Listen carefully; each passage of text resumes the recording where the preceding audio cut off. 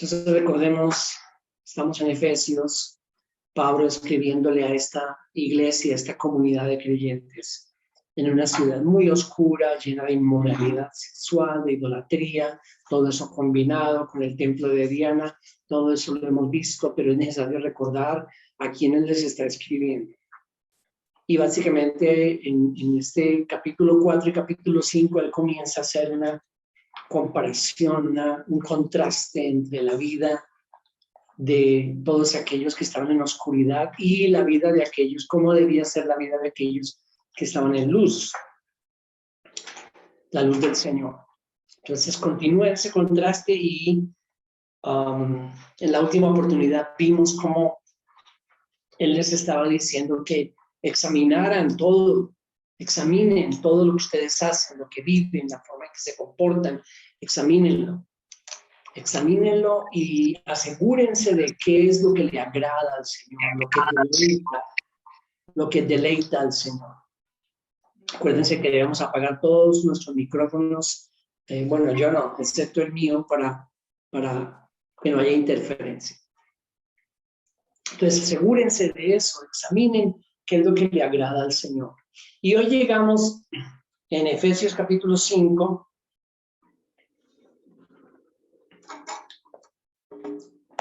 llegamos al versículo 16. Y en el versículo 16, él dice, aprovechando bien el tiempo, porque los días son malos.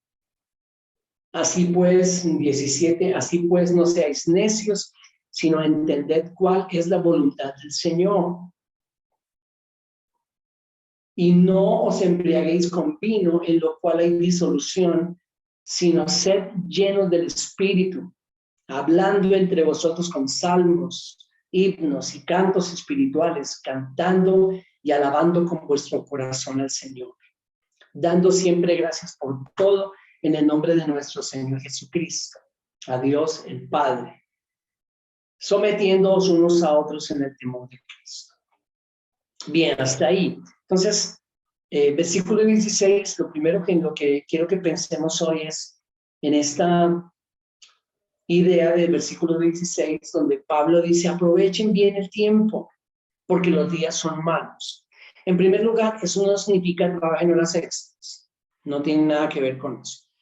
No estamos en contra de las horas extras, no es nuestro tema ahora, pero no significa trabajen más, hagan horas extras, sino que inmediatamente tenemos que conectarlo con lo otro que él dice en el 16, aprovechando bien el tiempo porque los días son malos, porque el tiempo es malo, porque el contexto es malo, porque hay maldad alrededor, porque hay oscuridad alrededor. Y acuérdense que ese es el contexto donde venimos, de la ciudad donde estos creyentes vivían y donde nosotros también vivimos, por decirlo así. Entonces, no significa trabajar a las extras, está conectado al contexto de maldad. Y la palabra que él usa ahí en el 16 es redimir el tiempo. Entonces, ¿saben qué? Redimir significa comprar algo, y una de las ilustraciones más claras es cuando compraba una persona un esclavo para darle la libertad, lo redimía. Entonces no era que lo comprara para ponerlo de esclavo, no, era comprarlo para darle la libertad. Compraba la libertad de ese esclavo, lo redimía, ese era un uso de la palabra. Cuando hablamos de redimir, es hablar de eso, de aprovechar, hablando del tiempo, aprovechar las oportunidades de tiempo que se nos dan. Ahora, otra cosa que tenemos que entender aquí es, podríamos comenzar a hacer un estudio acerca de las formas en que podemos redimir el tiempo según las Escrituras, pero no podemos o no debemos separar este texto de su contexto. Entonces tenemos que ponerlo en el contexto de lo que él viene hablando, de todo lo que él venía diciendo. Él está diciendo diferentes cosas, estas no son ideas sueltas, como vamos a ver también ahorita más adelante, no son ideas sueltas, él no comienza a hablar de otros temas. Él está diciendo todo esto en el contexto, en el marco del capítulo 4 y 5, donde él está hablando a una comunidad de creyentes que están viviendo en medio de la inmoralidad sexual y la idolatría, y él está animándolos, no vayan a participar con ellos, ya no vivan como antes, salgan de todo eso, vivan como hijos de luz, anden como hijos de luz, no participen con ellos en todas esas cosas. Y como parte de esto, ahora les dice, rediman el tiempo, aprovechen el tiempo. Hagan buen uso de las oportunidades del tiempo que Dios nos da. Y si conectamos esto con el contexto, esta es una o algunas de las formas en que yo creo debemos aprovechar lo que Pablo está diciendo acerca del tiempo, conectando con el contexto que él traía. Y esta es la primera idea. Gastamos tiempo donde nos gusta estar. A nosotros nos gusta gastar tiempo en aquellos lugares o ambientes o con las personas con las que nos gusta estar. Nosotros no gastamos tiempo donde no queremos estar. No, usualmente no gastamos mucho tiempo o invertimos mucho tiempo en aquellos lugares o ambientes donde no nos gusta. Y si inmediatamente colocamos esto en el contexto de la moralidad y de la, o mejor, de la inmoralidad que se vivía en ese tiempo y de lo cual les está diciendo, cuídense de todo eso, la inmoralidad sexual. Muchos adulterios, problemas en el matrimonio y por supuesto, tristemente muchos llegan al adulterio, se dan porque los hombres o las mujeres no desean estar donde debieran estar. Déjeme repetir eso. Muchos conflictos matrimoniales, muchos problemas entre la pareja y tristemente muchos de esos conflictos y problemas van a terminar en adulterios y en mucho dolor en los hogares y muchísimas veces tristemente en la separación. Muchas de esas cosas se dan porque, esa no es la única razón, pero una es porque hombres y mujeres no desean estar donde debieran estar. Y cuando digo debieran estar, estoy hablando de su casa, de su hogar, con su esposa, con su esposo, con su familia. Pero tristemente muchísimas veces se dan casos donde el hombre y la mujer no desean estar en ese ambiente. Y esa es una dificultad grandísima. Y déjenme ponerlo así. Si cualquiera de nosotros, al terminar, supongamos, nuestra jornada laboral, el único lugar donde anhelamos ir no es nuestra casa, estamos en dificultades. Y necesitamos actuar inmediatamente para solucionar esa dificultad. Porque lo que tenemos que hacer es asegurarnos o hacer de nuestro hogar, que hagamos de nuestro hogar, de nuestra relación de pareja, de nuestro tiempo con nuestra esposa o esposo, necesitamos asegurarnos que esa relación matrimonial es nuestro hogar y ese hogar nuestro es nuestro lugar de refugio y nuestro lugar de deleite. Nuestro lugar de deleite. Aprovechen bien el tiempo porque los días son malos. Nosotros gastamos tiempo donde queremos estar, donde nos gusta estar. Y en ocasiones ese lugar donde nos gusta estar no es nuestra casa. Ese lugar donde nos gusta estar no es con nuestra esposa o con nuestro esposo. Si tenemos esa dificultad, tenemos que atenderla urgentemente, porque es una gran dificultad que puede llevarnos a otras cosas peores, como relaciones extramatrimoniales.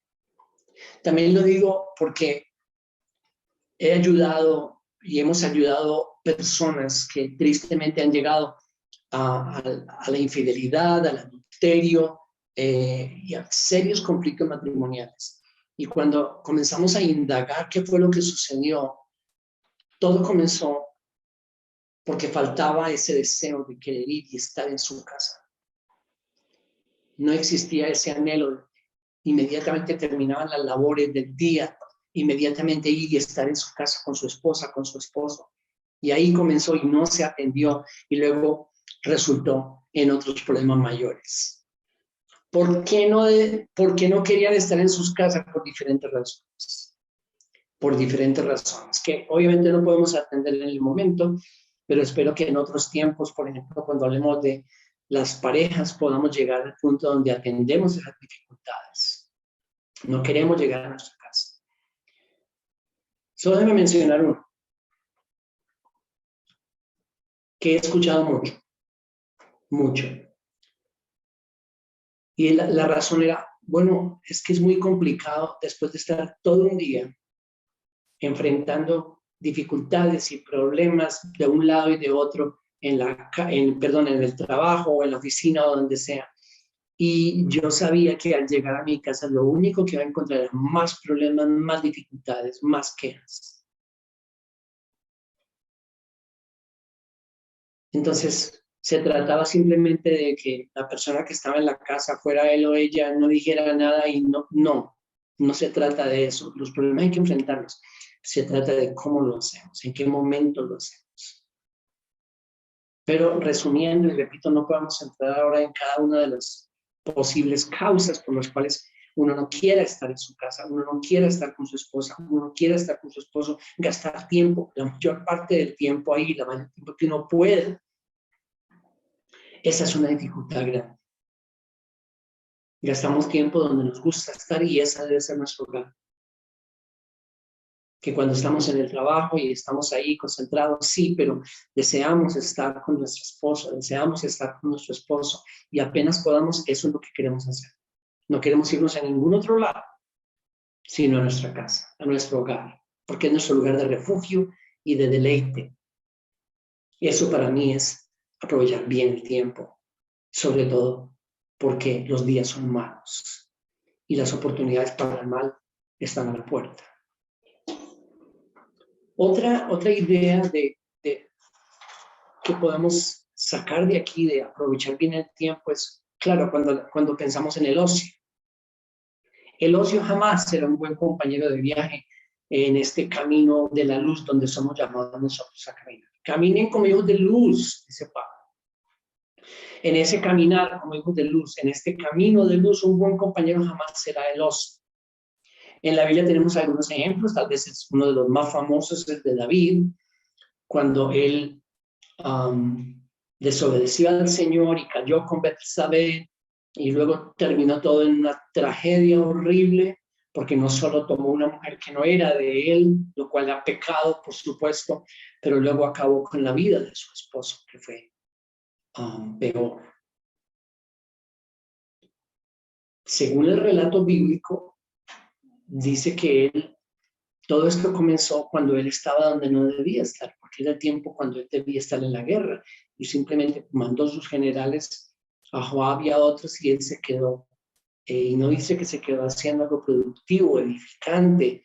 Yo creo que era más problema de no estar donde debía estar. Y el ocio, la falta de ocupación jamás era un buen compañero.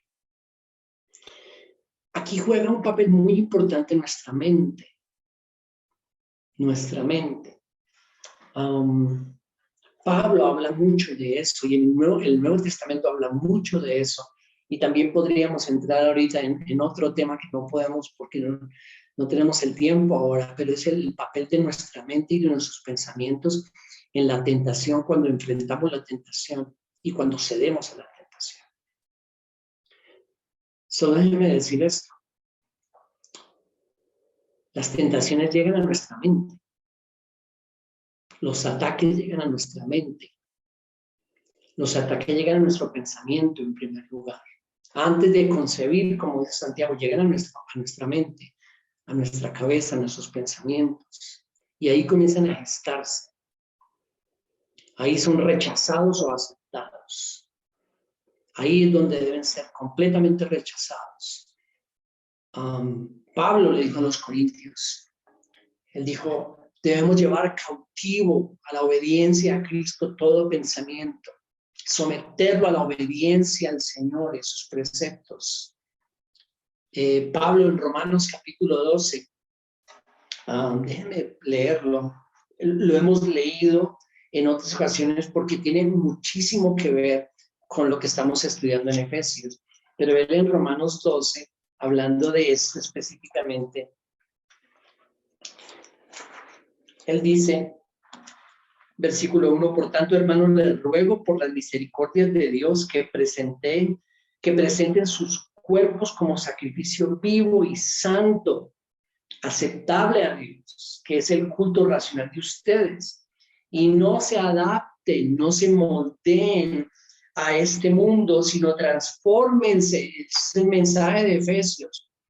No participen con ellos en las obras de las tinieblas, anden como hijos de luz, no se adapten a este mundo, presentan sus cuerpos como sacrificio santo, el mismo mensaje, la misma idea, Romanos 12, pero él dice que no se adapten a este mundo, sino transfórmense mediante la renovación de su mente, de sus pensamientos, para que verifiquen cuál es la voluntad de Dios. ¿Se acuerdan?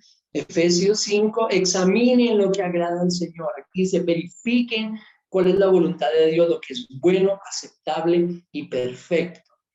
Entonces, algo que vemos aquí en Romanos 12 es que el mismo mensaje que Pablo está hablando en Efesios, y aquí le dice, ojo con la mente, los pensamientos. Ahí llegan los ataques, ahí llegan los dardos de fuego, para ponerlo en el lenguaje de Efesios 6, del maligno a nuestra mente. Es aquí donde llega. Y cuando hablamos del ocio, de la desocupación, ojo, yo no estoy hablando del descanso, no. El ocio es ocio. Yo no estoy hablando del descanso necesario, saludable, justo, que todos necesitamos. No estoy hablando del cambio de actividades, que es parte de un descanso para muchos de nosotros, incluyéndome. Estoy hablando de la falta de estar ocupados y momentos donde permitimos que nuestra mente simplemente esté volando, si me permiten.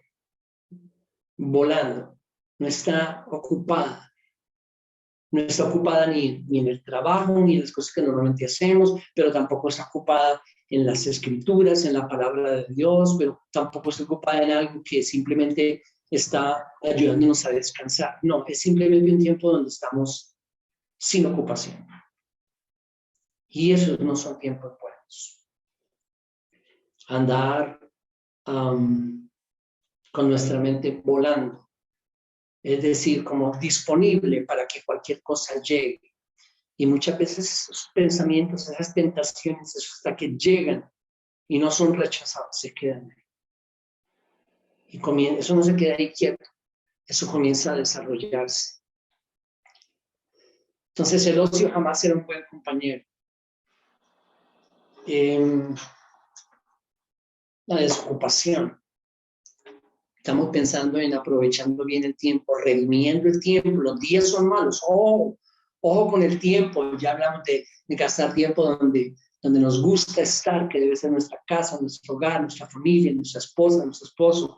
Ahora estamos hablando de la desocupación. No permitamos eso, esa desocupación. Y muchas veces también estaba yo pensando, aparte de la desocupación, estamos ocupados y nuestra mente está ocupada, pero en cosas que no deben. En cosas que no debe, leyendo lo que no debemos, viendo programas que no nos comunican nada bueno, que no edifican, Tenemos que estar pendientes de eso. Acordémonos de Pablo en Efesios 5. Ojo con lo que hacen, tengan cuidado de cómo caminan. Y aquí, rediman el tiempo. Una cosa más en cuanto al tiempo es andar en el lugar equivocado, en el tiempo equivocado. Y con esto me refiero a con quiénes y en qué ambientes nos movemos. Con quiénes y en qué ambientes gastamos una buena parte de nuestro tiempo. ¿Cuál es nuestro tiempo en las escrituras? Semanalmente. Aquí la comunidad de creyentes adquiere un papel importante. Porque cuando hablamos de una comunidad de creyentes, que todos somos responsables de escoger una buena comunidad de creyentes, donde podamos exhortar y ser exhortados, donde podamos enseñar y ser enseñados, donde podamos ser animados.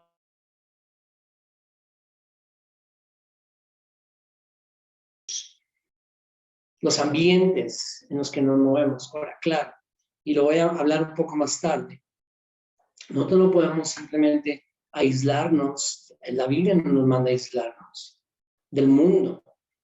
Nosotros tenemos que convivir con otras personas que no creen lo mismo que nosotros, en el trabajo, en diferentes tipos de ambientes, con la familia. No somos llamados a aislarnos. Pero una cosa muy diferente es estar en medio de, una cosa muy diferente es a participar de las obras infructuosas de las tinieblas, como dice Pablo en Efesios. Muy diferente. Nosotros tenemos que aprender a hacer esa diferencia. Porque si vivimos participando en ambientes que no son sanos, ahí van a comenzar muchas dificultades. Invirtiendo el tiempo en esos ambientes que no convienen, en esos ambientes que no nos edifican, no nos afirman las verdades que estamos aprendiendo en las Escrituras. Entonces, esas tres cosas en cuanto a redimir el tiempo. Gastamos tiempo donde nos gusta estar. Y eso es muy importante. Yo quería hacer énfasis en eso. Necesitamos asegurarnos que nuestra casa, nuestro hogar, nuestra relación matrimonial, ese es nuestro lugar de refugio. Ese es nuestro lugar de deleite. Ahí queremos estar. Oye, parte del tiempo. Sí, tenemos que ir, tenemos que salir y trabajar y hacer otras cosas. Pero cada que nosotros podamos, ahí vamos a estar. Salimos del trabajo, allá nos dirigimos. Es el lugar donde queremos estar. Las cosas que están estorbando eso, o tenemos que enfrentarlas, tenemos que atenderlas. Si no queremos llegar a nuestra casa, tenemos una dificultad y hay que atenderla. El ocio, no permitirnos esos tiempos de desocupación, donde nuestra mente está volando y disponible para que lleguen todos estos pensamientos, ataques del enemigo, porque ahí llegan a nuestra mente. Y los ambientes, en qué lugares, con quiénes estamos gastando una buena parte de nuestro tiempo. Todas las cosas son importantes a la hora de redimir el tiempo porque los días son malos. Y llegamos así, estamos en el versículo 16. El 17 él dice, así pues no seáis necios, sino entended cuál es la voluntad del Señor. Él ya lo había dicho más arriba, examinen lo que agrada al Señor, examinen lo que hacen. Asegúrense de que es algo que agrada a Dios, que deleita a Dios, y de eso hablamos la última vez que estudiamos. Y llegamos al versículo 18. Y no os embriaguéis con vino, en lo cual hay disolución, sino sed llenos del Espíritu. No os embriaguéis con vino. Una vez más debemos recordar que estos no son pensamientos sueltos, tenemos que entenderlos, interpretarlos y estudiarlos a la luz, enmarcados dentro del contexto del capítulo y de lo que él viene hablando. Este es el mismo contexto.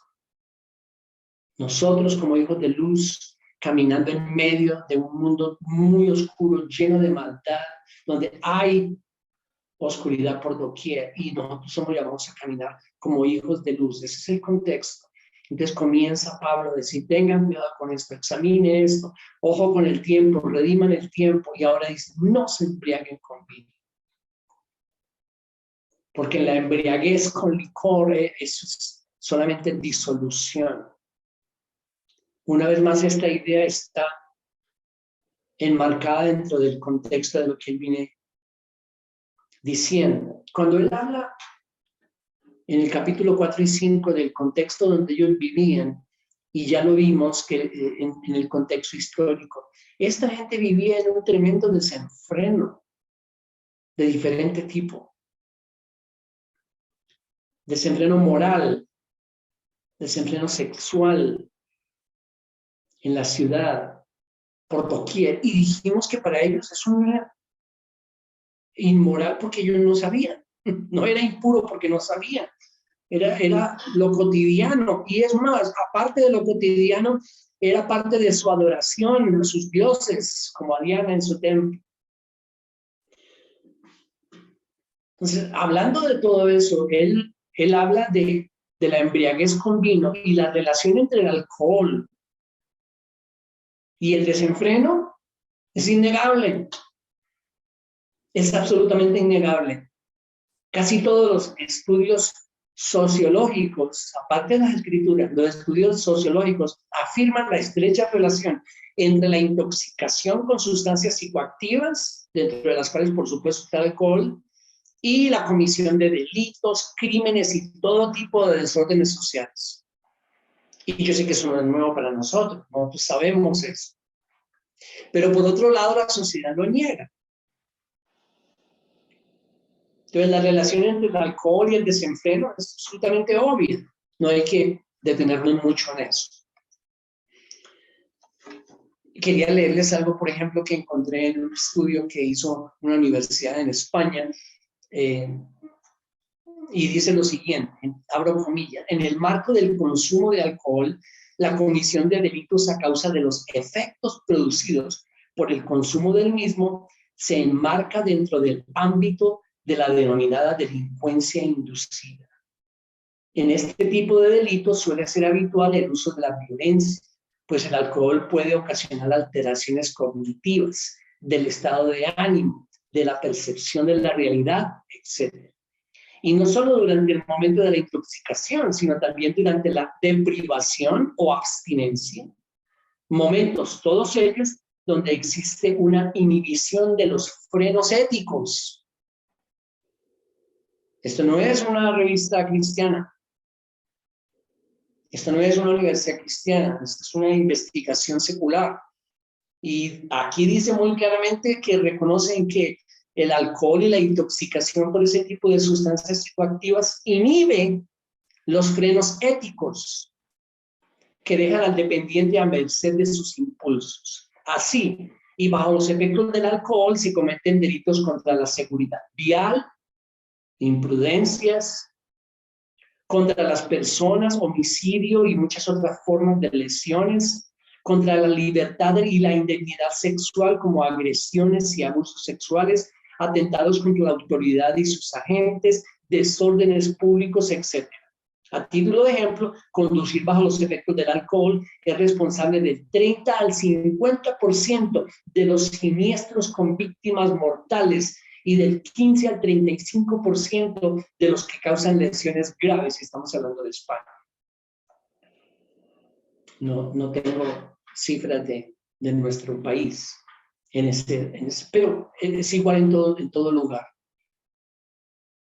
Personas intoxicadas con sustancias psicoactivas como el alcohol, obviamente están relacionadas con todo tipo de delitos, de crímenes y de desórdenes sociales.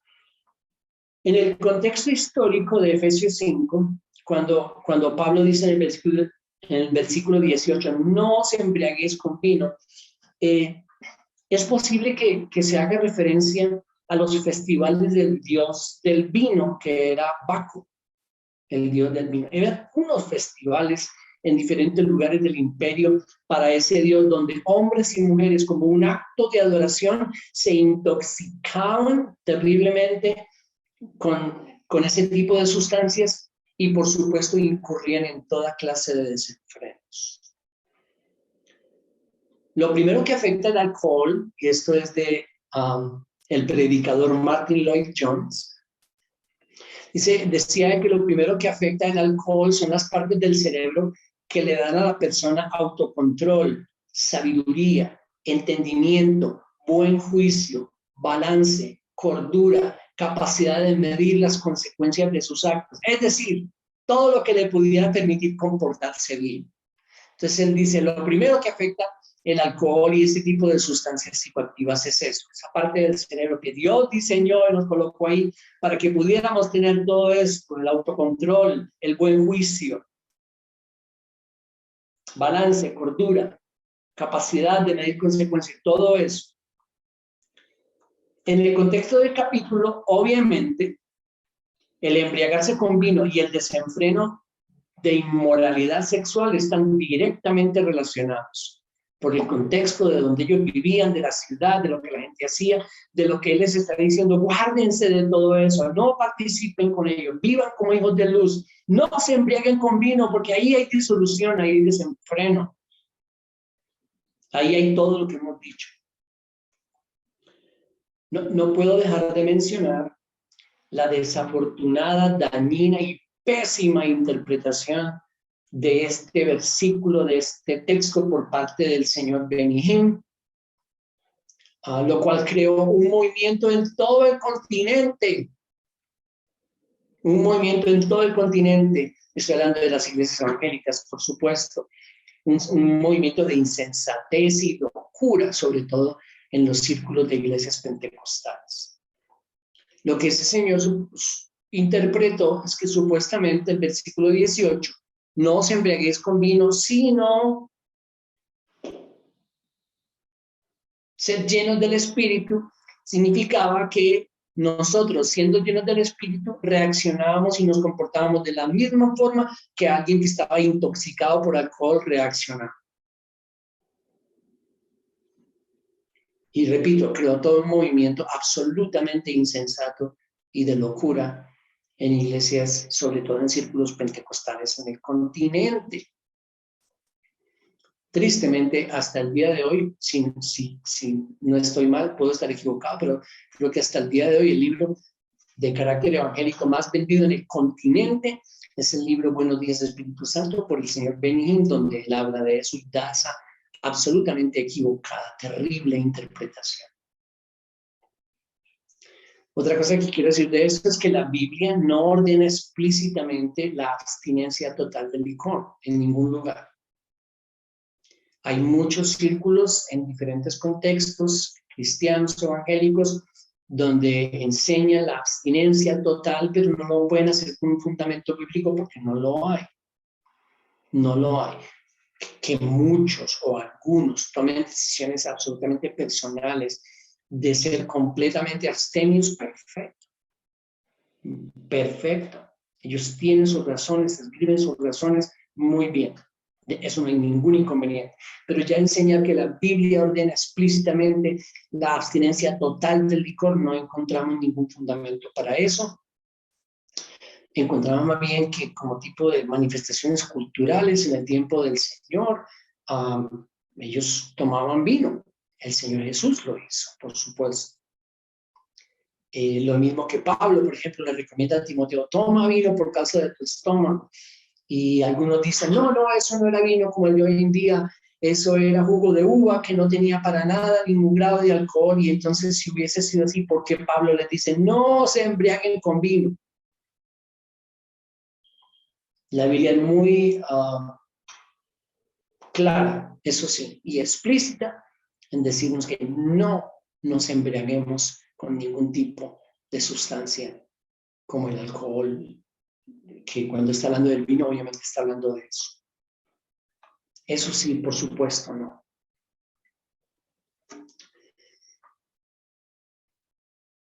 Versículo 18, no os embriaguéis con vino, en lo cual hay disolución, desenfreno, sino sed llenos del Espíritu. Ser llenos del Espíritu. Lo primero que quiero decir es lo que no significa esto de ser lleno del Espíritu. Lo primero es, no significa que el creyente se llena y luego se le acaba, entonces se desocupa y luego tiene que volver a llenarse y luego se desocupa del Espíritu Santo. Y de ninguna manera significa eso.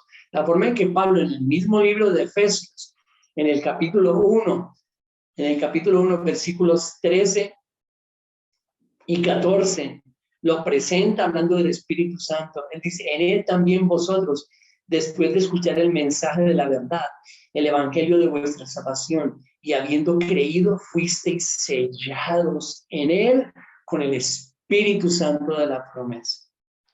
Versículo 14, que nos es dado como garantía de nuestra herencia, con miras a la redención de la posesión adquirida de Dios para la alabanza de su gloria. Pablo lo presenta para nosotros los creyentes como el sello. Hemos sido sellados en Cristo con el Espíritu Santo, que según el mismo Salvador vive en nosotros. En nosotros. Ustedes saben que nosotros tampoco creemos, yo no creo en que uno pueda convertirse y después de la experiencia del nuevo nacimiento tener otra experiencia que muchos llaman el bautismo del Espíritu Santo, y después de un tiempo entonces ser lleno del Espíritu Santo cuando algunas personas oran por él. Nosotros no creemos en eso. Una vez que fuimos encontrados por el Señor y creímos y se produjo ese nuevo nacimiento, fuimos sellados con el Espíritu Santo y nunca se va a ir. Nunca se va a ir, ni tampoco a disminuir, ni vamos a tener un poco, ya me quedan unas gotitas del Espíritu Santo, necesito llenarme del Espíritu Santo. Lo que primero que nos significa este texto en Efesios 5, sean llenos del Espíritu Santo, es que el Espíritu Santo nos llena y luego nos desocupamos y vuelve y nos llena en ninguna manera. Tampoco significa que se nos da el Espíritu Santo por partecitas o por porciones, que es pues parecido a lo que acabamos de decir. En Juan 3:34, anótenlo, no lo voy a buscar, Juan 3:34 dice que Dios no da el Espíritu por medida. No da el Espíritu por medida. Y eso es importante, significa varias cosas. Una, no se nos da el Espíritu Santo de a poquitos, de a chorritos. El Espíritu Santo es una persona. Y cuando nos llena, nos sella. Y estamos sellados en él, según Efesios 1. Y no se nos da por porciones o por pedacitos. Y la otra cosa que eso significa, muy importante, es que el Espíritu Santo no se nos da por medida, a unos más y a otros menos. Oh, eso lo escuchamos por doquier. Yo tengo la unción que tú no tienes. Yo tengo la medida del Espíritu Santo que otros no tienen. Yo tengo una doble porción del Espíritu Santo. Nadie tiene una doble porción del Espíritu Santo. En el Nuevo Testamento, el que tiene el Espíritu Santo y ha sido sellado por él, tiene la persona del Espíritu Santo viviendo en él y nunca se va. Y no se nos da por medida. Otra cosa que no significa el texto de Efesios 5:18, ser llenos del Espíritu Santo, no significa que sobra nuestra. Como si nosotros pudiéramos tomar la decisión de llenarnos o hasta dónde llenarnos del Espíritu Santo. No es una obra nuestra, no significa que es una obra nuestra el hecho de ser llenos del Espíritu. En Mateo capítulo 3, versículo 11,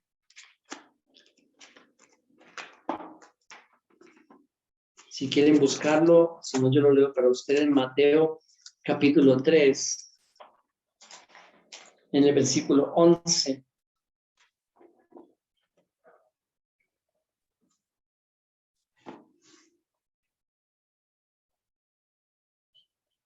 Juan dice, Juan el Bautista, yo en verdad los bautizo a ustedes con agua para arrepentimiento, pero aquel que viene detrás de mí es más poderoso que yo, a quien no soy digno de quitar las sandalias. Él los bautizará con el Espíritu Santo y con fuego. Él los bautizará. Y recordemos que la palabra bautizar significa impregnar, completamente llenos.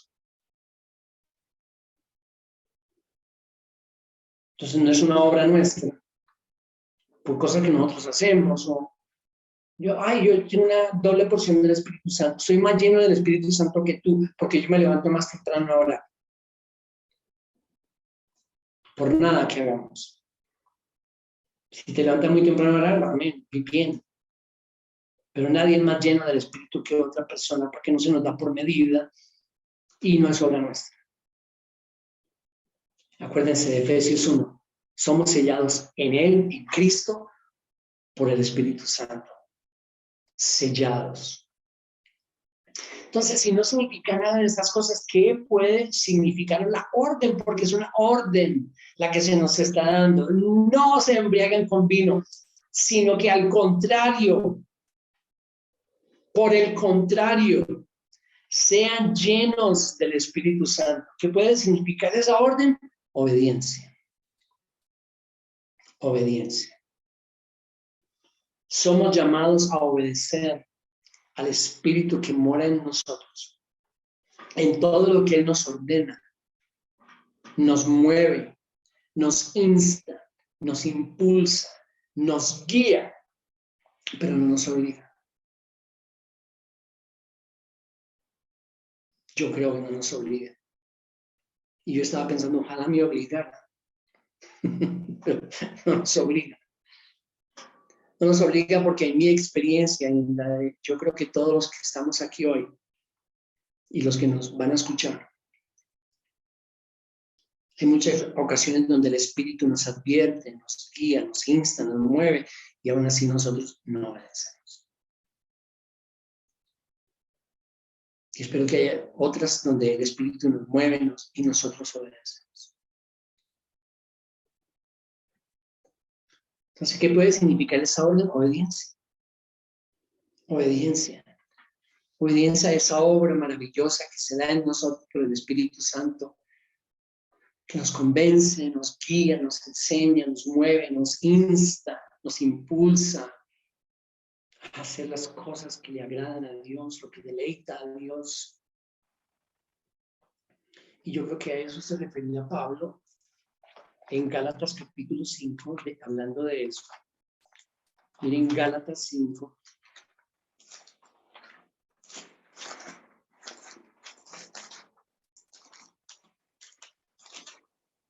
En el versículo 16.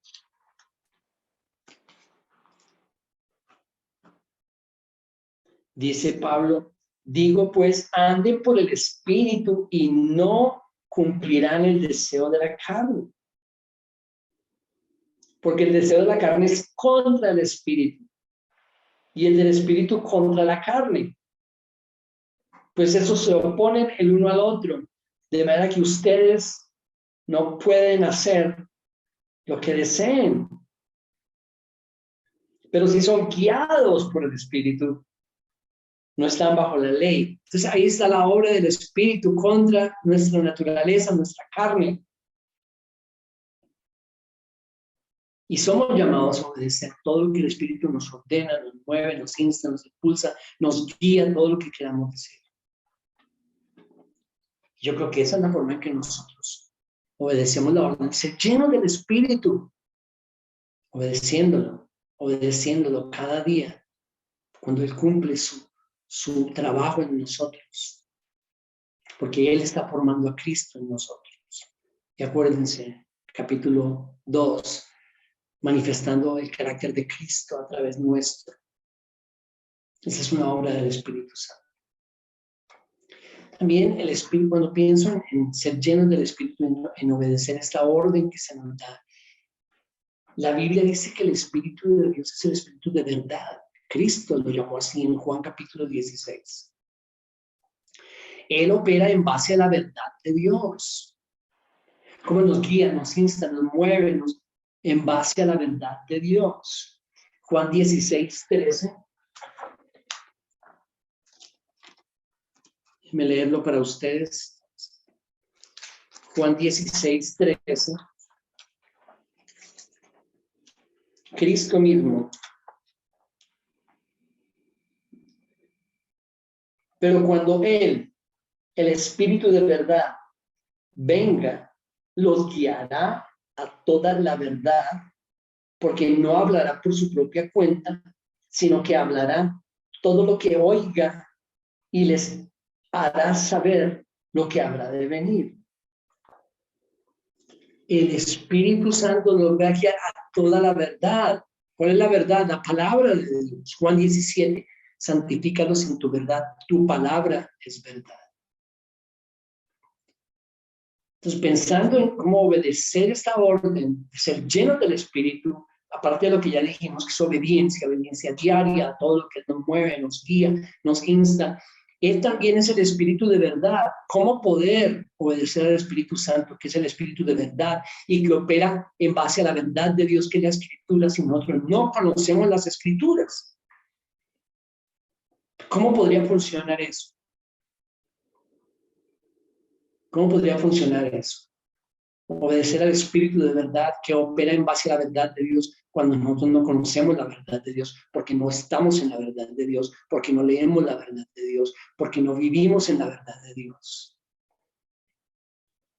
Yo no creo que pueda funcionar.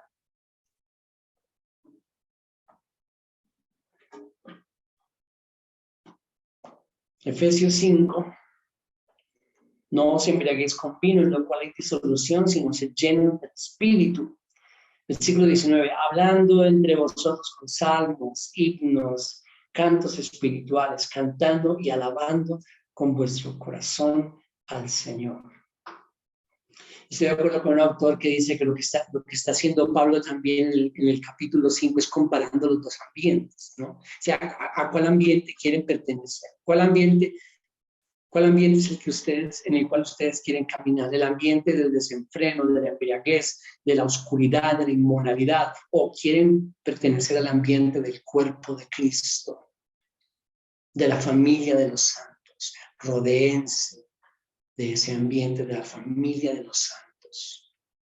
Dios diseñó ese ambiente, esa comunión, esa coinonía de la familia de los santos como una herramienta para nosotros de poder caminar en la luz, porque ese ambiente nos alimenta, nos nutre, nos exhorta, nos enseña el ambiente de la comunidad de creyentes, el ambiente de la familia de Dios, de la familia de los santos. Versículo 19 otra vez, hablando entre nosotros con salmos, himnos, cantos espirituales, cantando y alabando con vuestro corazón al Señor. Tuvimos este fin de semana esa experiencia, reunidos con el grupo de oración. Oh, lindo tiempo. Lo disfrutamos tanto, porque durante todo el tiempo que estuvimos, aparte de comer bastante, todo el tiempo era hablando del Señor, hablando de las Escrituras, estudiando juntos, cantando himnos, cantando salmos, pensando en cómo ayudar y servir a la comunidad como grupo de oración. Eso es, ahí está, Efesios 5:19. Tuvimos Efesios 5:19 este fin de semana, y es algo que debemos todos buscar, procurar. Cómo poder ser parte de la familia de los santos, donde crecemos juntos, donde nos enseñamos, donde mostramos el carácter de Cristo. Ahora, esto de ninguna manera significa aislarnos de aquellos que necesitan al Señor. No, si nos aislamos de aquellos que están en la oscuridad, ¿cómo van a poder llegar a conocer la luz? Yo siempre digo que tristemente yo fui alejado de mi familia por un buen número de años en la comunidad donde yo inicié. Porque equivocadamente en esa comunidad enseñaban que no podíamos juntarnos con nadie que no fuera de los nuestros y teníamos que aislarnos, y eso hice yo. No, en ninguna manera significa aislarnos de aquellos que no conocen al Señor. ¿Cómo van a llegar a conocerlo?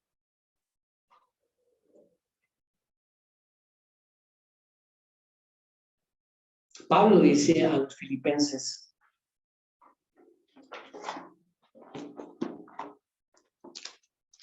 estamos concluyendo,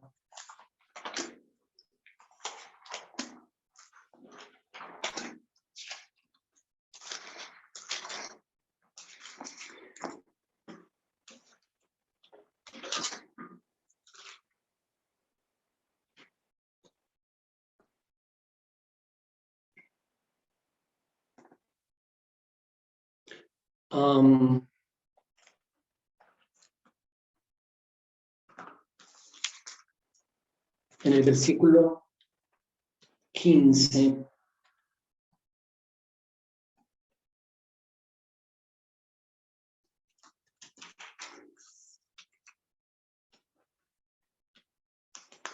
capítulo 1,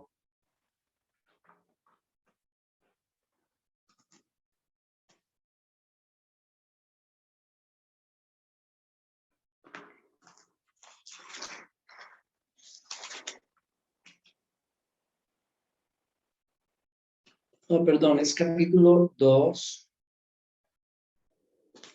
versículo 14, 15 y 16 del capítulo 2, dice, hagan todas las cosas sin murmuraciones ni discusiones, para que sean irreprensibles y sencillos, hijos de Dios, sin tacha en medio de una generación torcida y perversa, en medio de la cual ustedes resplandecen como luminares en el mundo, sosteniendo firmemente la palabra de vida. En medio, en 2 ocasiones, ustedes en medio, pero sin tacha, sin mancha, sin contaminarse, sin participar, pero no aislándose. En medio, ustedes son llamados, todos somos llamados a ser como luminares en este mundo oscuro. De ninguna manera significa aislarnos de aquellos que necesitan al Señor. Necesitamos ser luz, debemos ser luz en medio de la oscuridad.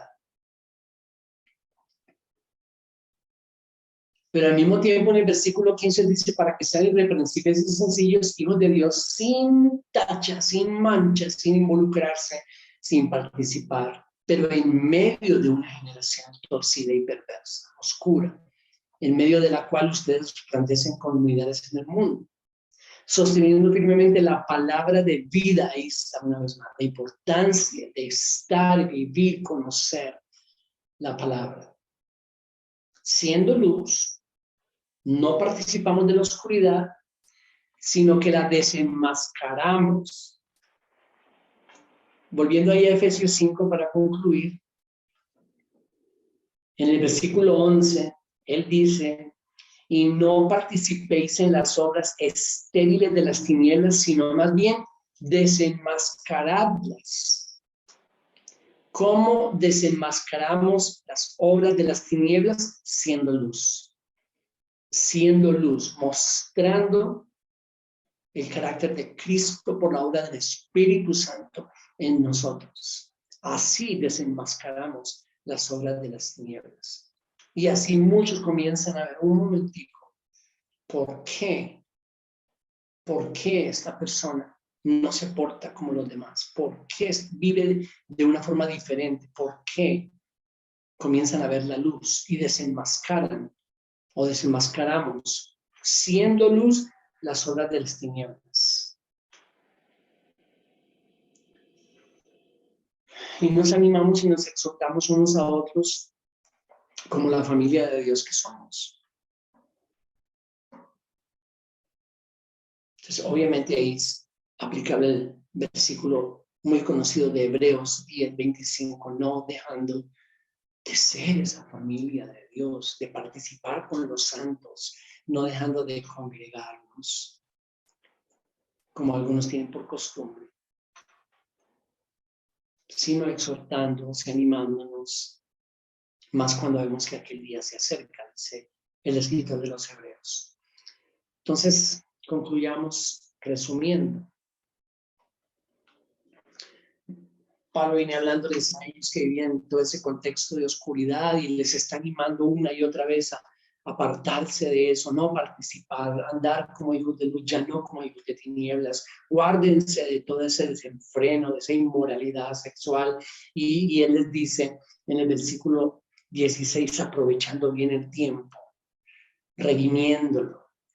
Y dijimos que interpretando esto y meditando en esto a la luz del contexto del capítulo, nosotros gastamos tiempo donde nos gusta estar y tenemos que tener mucho cuidado de asegurarnos de que nuestra familia, nuestro hogar, la relación con nuestra esposa, esposo, nuestro matrimonio, es ese lugar donde queremos estar, es el lugar de nuestro refugio, de nuestro deleite, ahí queremos estar. Tenemos que saber hacer las cosas claro cada día, pero apenas tenemos la oportunidad, regresamos a nuestro refugio y a nuestro lugar de deleite. Eso nos guarda muchísimo, nos guarda de toda esa oscuridad que hay afuera. Y si nosotros no estamos en ese punto, tenemos una dificultad que necesitamos solucionar. El ocio no es un buen compañero para nada, por supuesto, y los ambientes. ¿En qué lugar, con quiénes estamos gastando nuestro tiempo? Para mí eso es redimir el tiempo, asegurarnos de que esos ambientes nos edifican, nos ayudan, nos fortalecen, nos animan a caminar en la luz. Entonces el versículo 18 16, aprovechen bien el tiempo porque los días son malos. En el 18, no se embriaguen con vino. Vimos la relación directa entre el embriagarse, que es prohibido por las Escrituras, embriagarse con cualquier sustancia psicoactiva, en este caso el alcohol, el vino, el alcohol. No se embriaguen, en eso hay disolución, desenfreno, y vimos toda la cantidad de relaciones que hay entre el alcohol y los crímenes y la inmoralidad y lo ilícito y todo esto terrible que es legal, son sustancias legales, aunque producen todos esos daños y producen todos esos desórdenes sociales. Guárdense de eso, dice Pablo, guárdense de eso, no se embriaguen con vino, porque ahí hay desenfreno, disolución, sean llenos del Espíritu.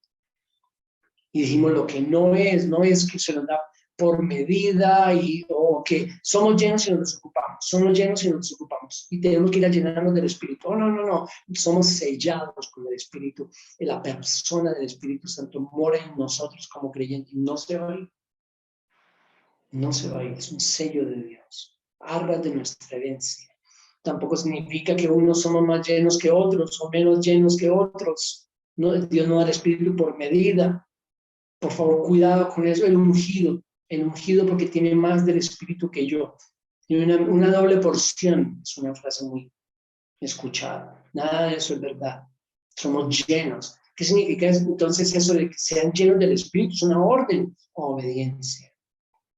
Obediencia a esa obra del Espíritu en nosotros que todo el tiempo nos insta, nos mueve, nos impulsa, nos guía a la verdad de Dios, las Escrituras. Vivan conforme a las Escrituras. Y nosotros somos llamados a obedecer. Así sí somos llenos del Espíritu, obedeciendo. Y termina con la importancia de la comunidad de creyentes, de otros que hablen nuestro mismo idioma, con los que cantamos, con los que entonamos himnos y salmos y cantos espirituales y hablamos de la verdad de Dios. La comunidad de creyentes, que es tan importante porque nos ayuda en nuestro caminar. Rodéense de la familia de los santos, para mí es la idea en los versículos 19 y 20.